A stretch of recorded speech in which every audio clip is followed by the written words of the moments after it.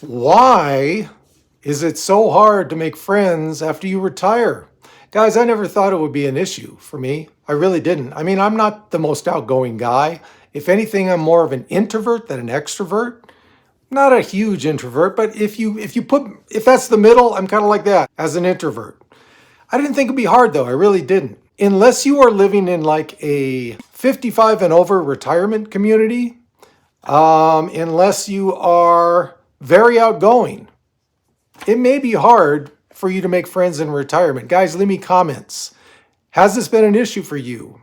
I will show you how I do it now. It took me a little while to do it, but I'm doing it now. And it's not as hard as you might think, okay? But leave me comments. Is that an issue with you guys? I know it was with me in the first part of my retirement.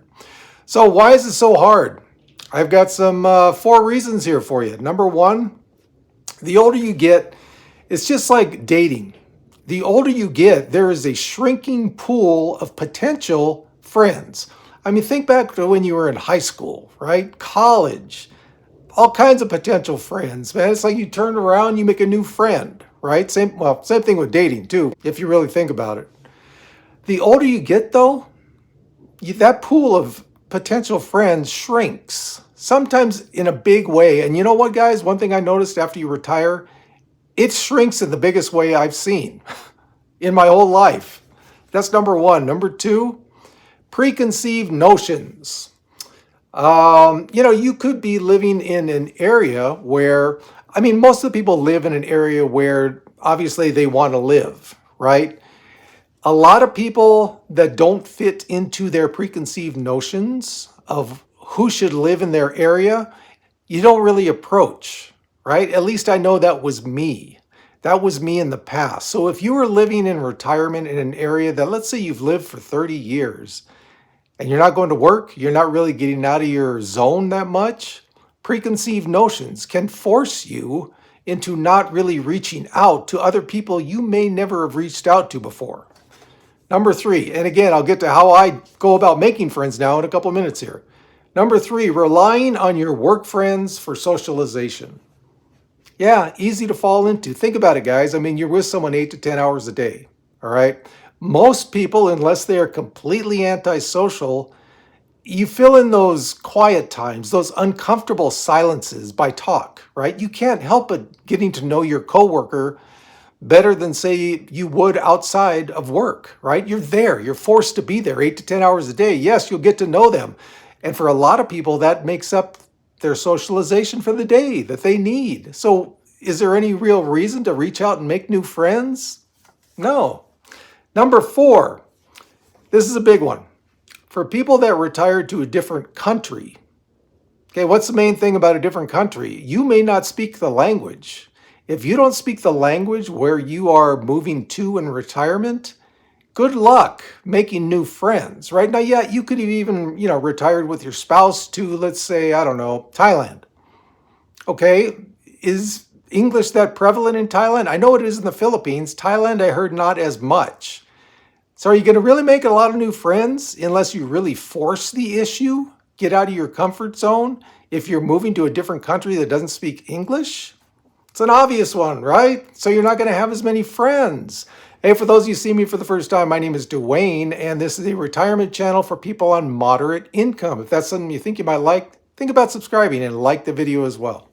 So how do I go about making new friends in retirement? Guys, and some of these for me were not easy. Like I said in the beginning of this video, I'm definitely not an extrovert. Okay, although yes, it may seem like this on camera, but it's me talking to a camera. This is not me in a social situation. I'm more of what the term is called ambivert.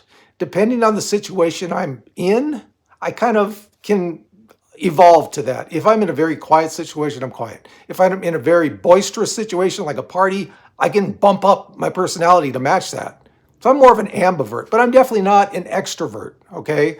So here are 5 ways that I go about making friends now in retirement. Number 1, as I mentioned in the first part of this, I have learned how to set aside my preconceived notions of who would fall into my friend group. As I mentioned in a recent video, the collaboration I just did with Joe Kuhn, ever since moving up here to the high desert, you run into people that back in LA may not have lived in the same area that I did. What do I mean by that? There's a lot of scruffy people up here. Okay. Now, this is by all means not everyone up here. This is a small minority of it, but there is a heavy drug use issue up here. Methamphetamines. Some of these people, when they get older, even if they're all cleaned up, they can look pretty scruffy. But again, that's not the majority. But the majority of people up here who have lived in the desert community for like, say, 30, 40 years, yeah, they may look a lot older than they are. So what have I done? I have got out of my comfort zone. I have opened myself up at gas station, grocery stores, thrift stores, and made conversation with these people that maybe I wouldn't have given a second thought of before. And you know what? I made some good friends doing that, guys. Get out of your comfort zone. Take your preconceived notions and throw them away. Reach out to people you may never have reached out to. That has got me a couple of good friends that way. Kind of going along with that. Number 2, get out of your comfort zone. Again, with me, ambivert, introvert, whatever you want to call it. It's not normal for me to go out and go, hey, how you doing? My name's Duane. Hey, what's up? How's life for you? That's just not me. But I have forced myself to kind of get more towards that personality type. And again, I'm forcing myself. I'm getting out of my comfort zone in order to make friends up here. Okay? At first, yes, it's a little uncomfortable. It's not really me, not my set personality type. But guys, I'm telling you, again, I've made some good friends by getting out of my comfort zone. Going up to someone at the grocery store, they're reaching for a tomato. Say, ooh, that looks nice. Really red, really ripe. Yummy. It's made me a couple friends. Number 3 out of 5.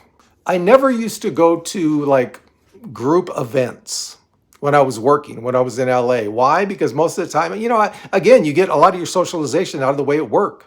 We also had a lot of events, in my music industry career planned around our bands that would play all the time around the city that we could go to for free and get free drinks.